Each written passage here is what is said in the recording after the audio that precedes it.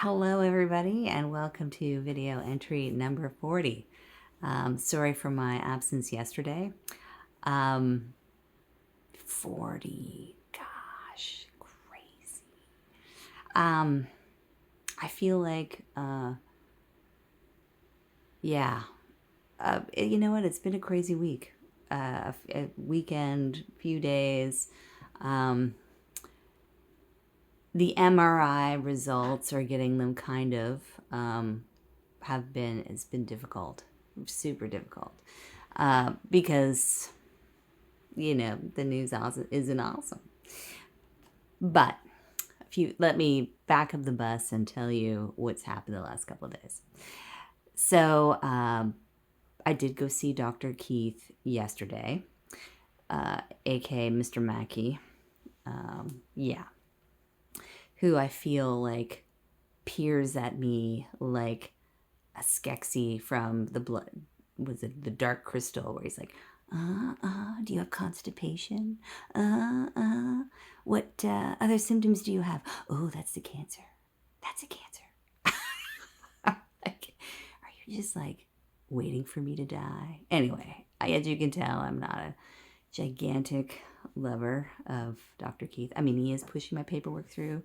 We're getting shit done. I mean, I can't complain that bad. Oh, but I will.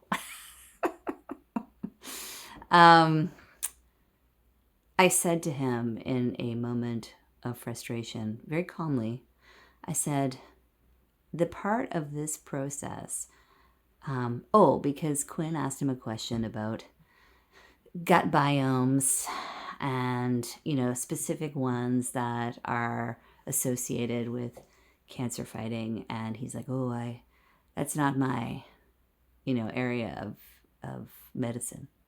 I'm strictly, and he has said a word, and I'm thinking paper pusher, but whatever. And I'm thinking, if you fight cancer alongside patients, you should be interested in what's happening. And the other thing Quinn asked, because we did ask a lot of questions, was, well, like the last, let's say, 500 patients that you had with, pancreatic cancer, did you like track what, or has anybody tracked what their treatment was, their stats and whatever additional treatment maybe they were doing? And he's like, I don't know anything about that. And I'm like, isn't that kind of irresponsible? Like, how do you save people with no data on how to save people? Like, we're literally just plugging in chemicals here and like moving us along. So I said to him, I'm like, the frustrating thing that I found about this entire experience, and the thing that fills me with the most fear and upset, is that it is a choose your own adventure. I could decide I'm going to go down food path number 1 to try to help myself and supplements, and that could lead to certain death. I don't know. Or I could, not be told anything about diet or exercise, and that could lead to certain death. Or I do something dumb, and that could lead to certain death. And he's like, yeah, well, he's like, I'm not here to tell you what to do. And I'm thinking, then what the sweet fuck are you here for? Aside from, like, again, putting my paperwork through so I can get juiced up on toxins. Again, I'm grateful because it's a fight I have to start, and I have, but I am also furious that this is a self-guided tour of cancer, because I'm no expert, and I've had to learn so much as I go. So as I do, I'm seeing him every 2 weeks. Just kind of follow up on my symptoms and how I'm and the other thing he asked me, he's like, do you want to continue chemo? No, dickhead, I want to die. Of course I want to continue chemo. Anyway, yeah, he's like hovering over me like a buzzard, waiting for me to kick it. Anyway, he, yeah. So as I leave his office frustrated, he will have to, um, he will have to, inspect me every 2 weeks. But I did get a hold of Dr. Renata Peixoto's office, who is a pancreatic cancer specialist, who Mark got me a referral for, which I asked him, which is great. And I got an appointment with her. So I had to call, follow up, bang the gong, and I get to meet with her on the 17th of this month, excuse me. Which is, like, I feel like I'm living my life in 2-week increments, waiting for shit to help. Now with the MRI results, today I went in and I had my vitamin C IV, which was great. And saw Dr. Denotter in the office, and she came over. We had a little chit chat, and I said I had an MRI done to send to the histotrypsy guys. Can you have a look and take a look at the report? And she was like, sure, absolutely. So I sent it over. For some reason, the report didn't go through. So I have a physical copy of it that I'm going to scan and turn into a PDF and send to her tomorrow morning. But yeah, the fact is that I don't want to hear it from anybody but Dr. Denotter. I'm not interested in reading it myself. I'm like, nope, I want to hear it from her.